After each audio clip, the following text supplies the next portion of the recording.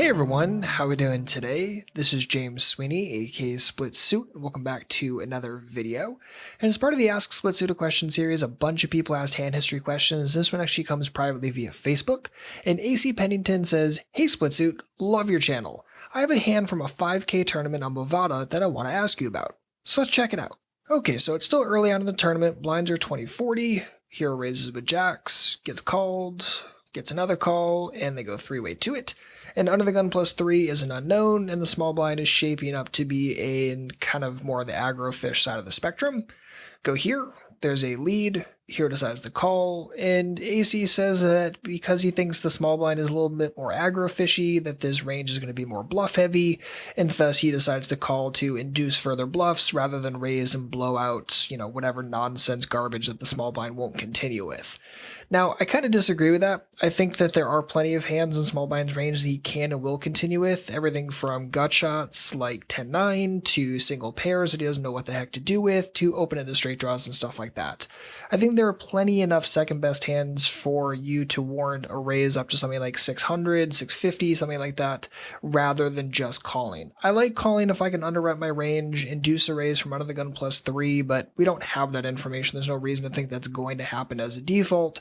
So I'd much prefer to just see this be raised and go forward from there. I definitely think the small blind will continue as second best. And in this exact situation though, there is a raise from under the gun +3 to 1294. Small blind goes away, and here we are. So at this point, AC says, as expected, the small blind snap folds and the actions to us. Given the SPR, we either have to shove or fold.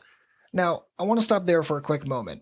You're doing something that a lot of players do with SPR that I don't want you to ever do in the future. SPR is something that we calculate at the start of the flop. It's not something that we recalculate after action has happened. It's not something that we recalculate on the turn or the river. It's solely what the pot is starting on the flop. So starting on the flop, we had a very deep SPR, roughly 10 and change, whereas it's not like we recalculated here and think that we only have like 2 and change SPR. That's not the case. So just a quick clarification if you're making that mistake. So in a situation like this, I think we actually have a lot of different options available. One thing I always start with is thinking, okay, how many like nuttish combos can under the gun +3 have? Well, there are 9 possible set combos. There are 2 combinations of 7-6 suited, so 11 combos of that. And then I also think, okay, are there any hands he would overvalue? Maybe 8s, 9s, 10s, in which case there are 18 combos of that. So if I ever think that he would raise those kind of hands and get very, very sticky with them, I'm feeling super confident getting this in. And that's before we even look at things like open-ended straight draws or possible gut shots with like a 10-9. This is just the kind of situation where I am so happy and so golden. It's just, how can I get the money in? Now, typically that's going to be by just drilling it right here and going forward. I mean, a really sophisticated player would probably figure out that there's not a tremendous amount of error in my range, and then they'd just be able to make a pretty decent decision.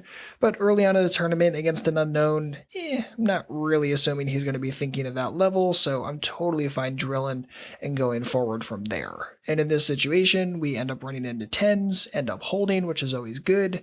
And AC, I really, really appreciate you sending me a hand that you won. So many people send hands that they lose thinking that they must have made a mistake, and I'm really glad you took a hand that you won. You said, okay, I'm still not 100% sure that I played it right, and you asked for suggestions and advice. I really, really appreciate that. So AC, thanks for the hand, and if you or anyone else has a poker-related hand or question, feel free to leave it on our Google Plus page. Leave a link for that in the description box, and also please make sure to like and subscribe if you're enjoying this type of video. If you have any questions, please don't hesitate to let me know. Otherwise, good luck out there, and happy grinding.